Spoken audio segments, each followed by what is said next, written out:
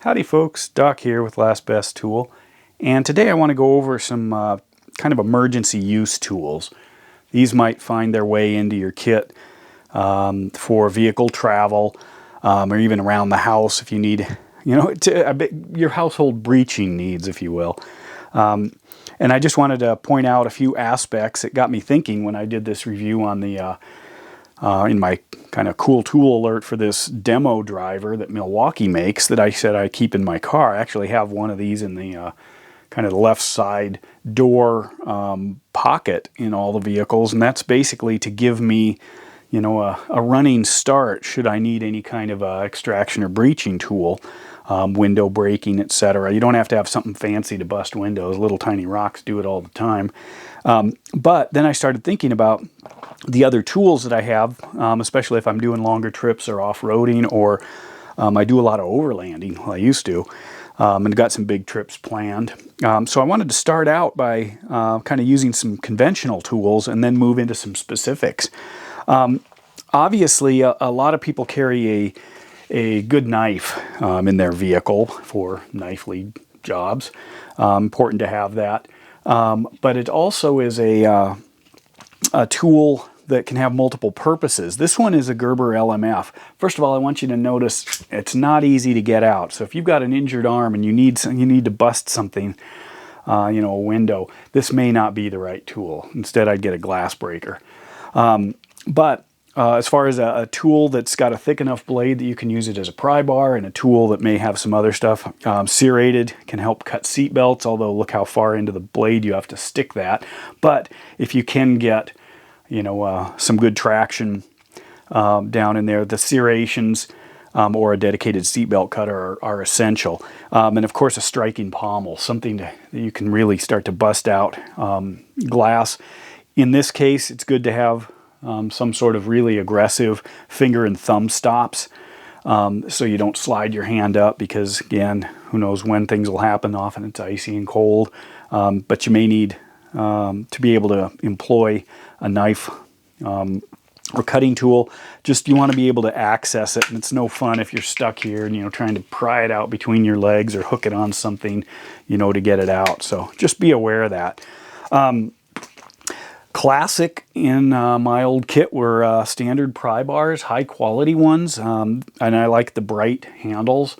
What we've got are a couple of Milwaukees here, and those Milwaukees are only, in this case, this is about their 1 footer, their 12-inch, and then this is their 18-inch. By the way, this is the Milwaukee stud tape measure. Not super fancy, doesn't have the numbers on the bottom, no magnets, special clips, does have a lock and a handle, but it's super durable, kind of this bulbous baseball-like hard plastic frame. I'd probably hit it with a baseball bat and it'd be just fine. So for durability, the stud is an excellent tool. Anyway, the 18-inch is honestly about my minimum for good pry bar length for this kind of work. But if a 12 fits in somewhere comfortable, or your Prius doesn't have a whole lot of extra storage, just fine here. Again, bright colors. And this could be the thing that can open a door or knock out a window, or go in through a sunroof, or break loose a stuck part. So don't discount regular pry bars. Doesn't have to be super high quality ones, especially if they're just going to sit and get rusty in your car, but when you need them, they've got to be good enough. There are some special purpose tools. Actually, let me throw this pry bar in while I'm out here. This is a Crescent Pry Bar. It's indexing, which means that I can push this button in here and it allows me to change the direction.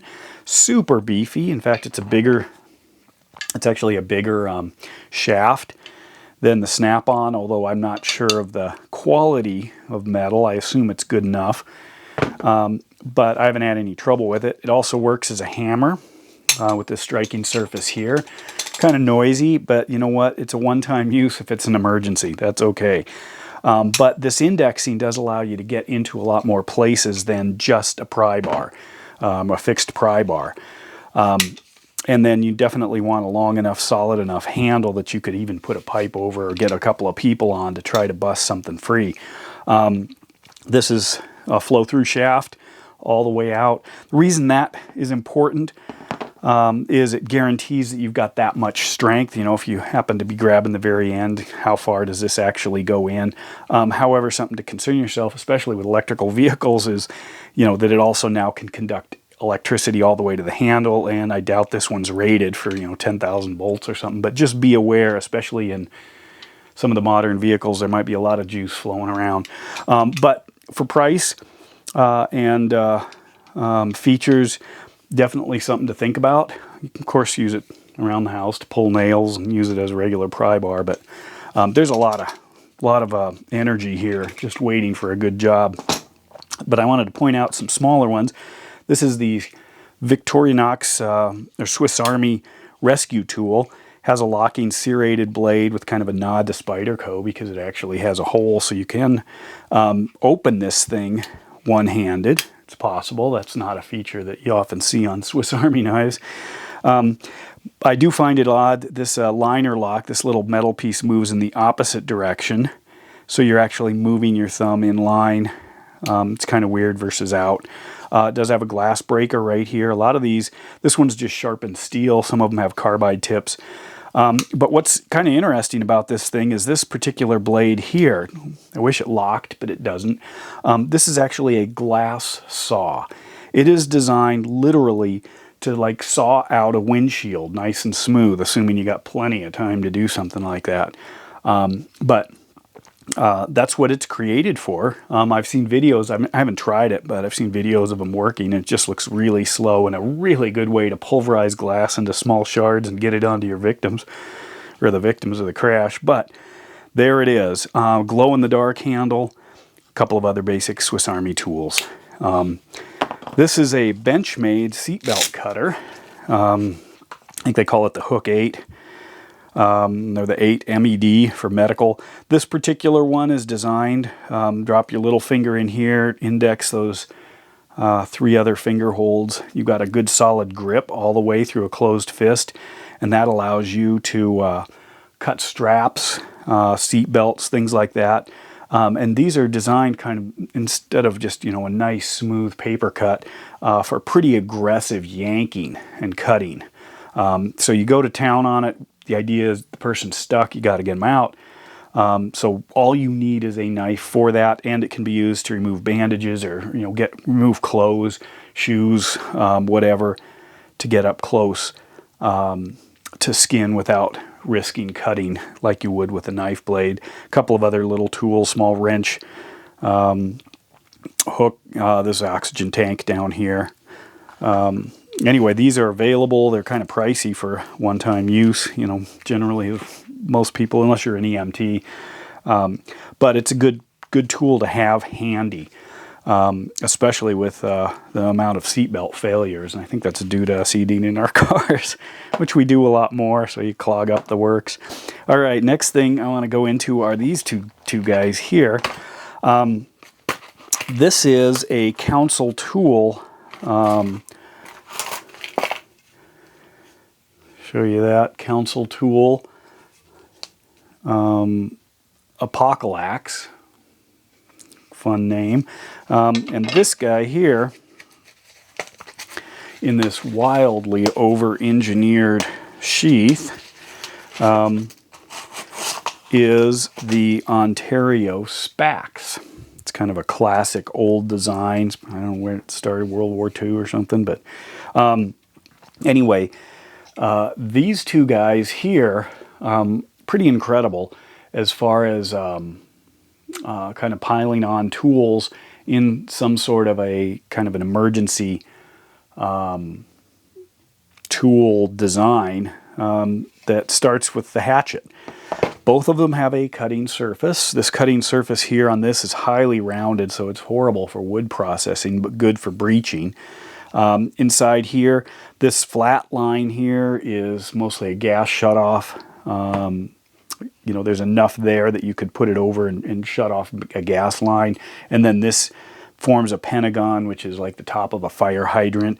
It's super thick, so it allows prying, both using the rocker here on the top as the fulcrum, but also up and down prying. If you're moving the handle this way, it's plenty strong to give you some good prying there. Nice chopping adze on the back. It is sharpened here as well. And then a highly rubberized handle with a good stop right here. So it does definitely give you some purchase, especially with gloves, and we'll talk about gloves in a moment. So a good, fast, multi-use tool. You know, you definitely want to be able to like punch through a windshield and be yanking out parts of the windshield, or the sunroof or the back window, or put it into a door frame and pry the door frame open. That's what these are for. Although there are other shop tools, like some of the battery-powered M18 Milwaukee Sawzalls have found their ways into car trunks where people might need to have their own kind of jaws of life, sort of. But anyway, this Spax is a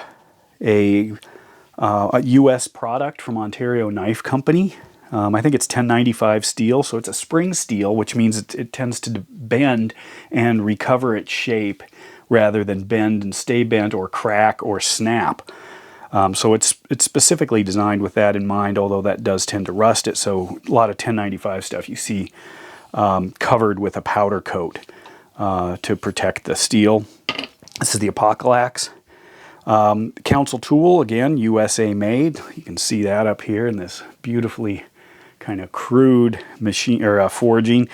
What we've got on this end, we have the standard bottle opener, which is required on all apocalyptic tools. We know that.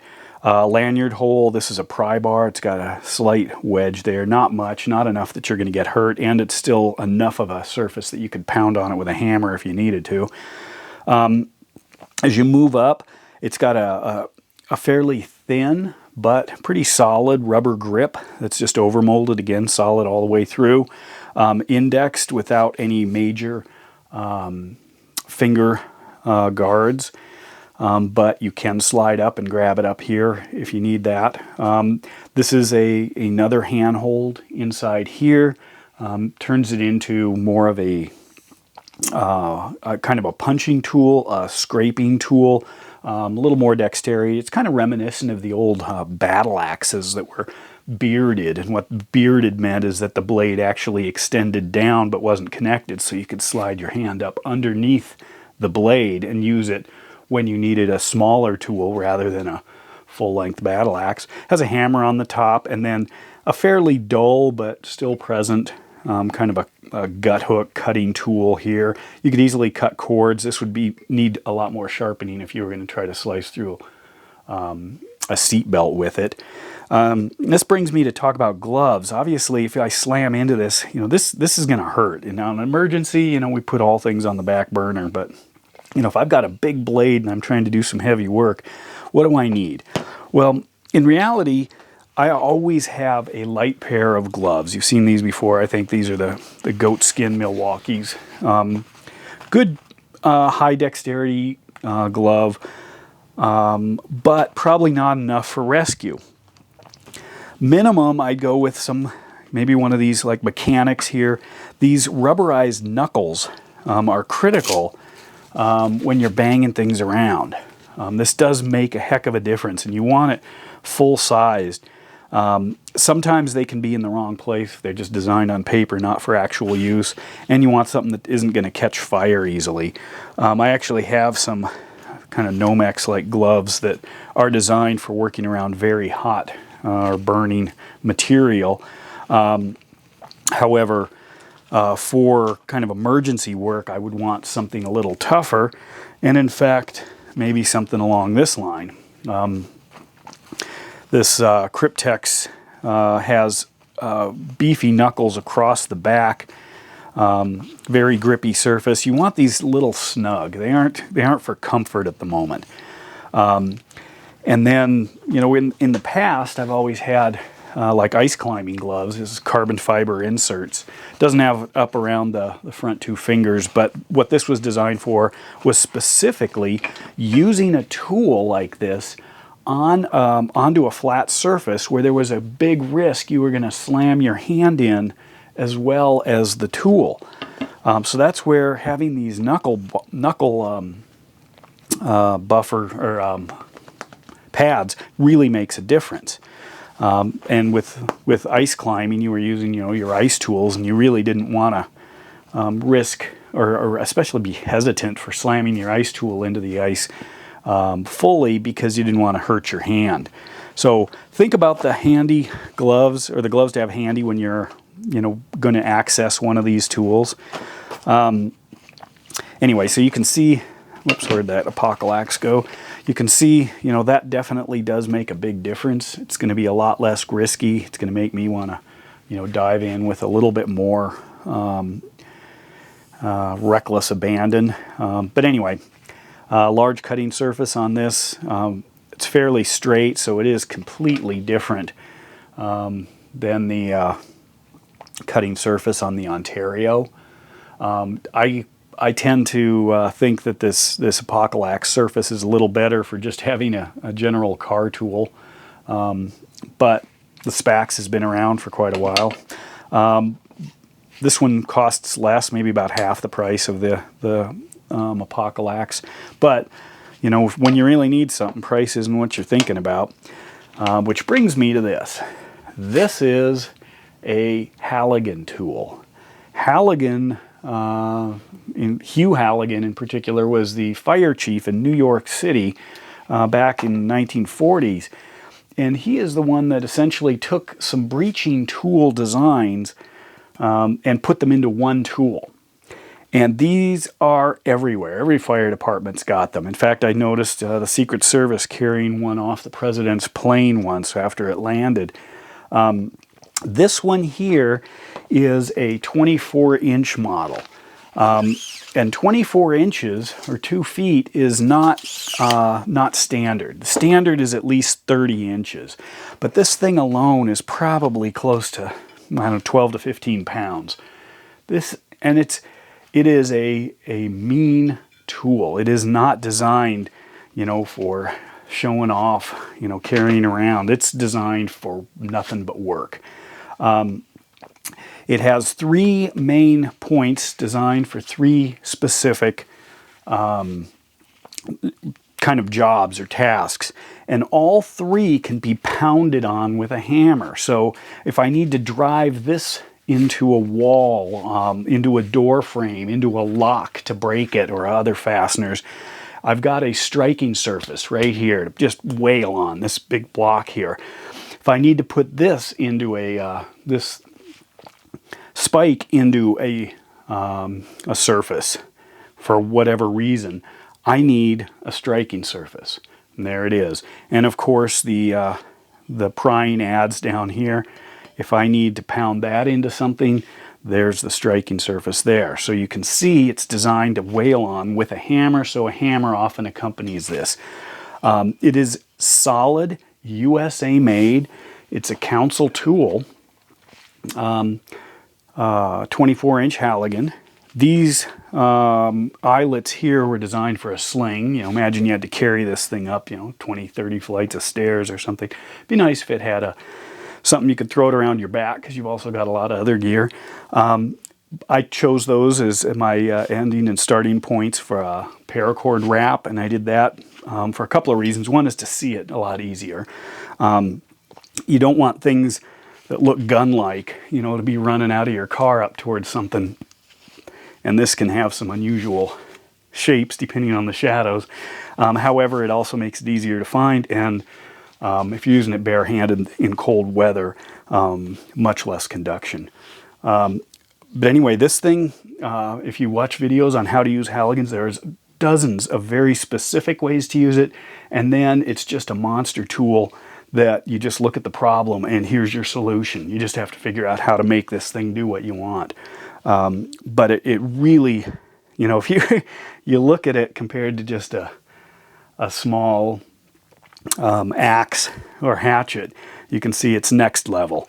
But they're available. So if you're really concerned and you've got the space and the muscle to operate it, give one of these a thought. anyway, hope that gets you started on all this. If you are looking for the names of these, some of them I don't know if they're still in production, or they might be a little harder to find.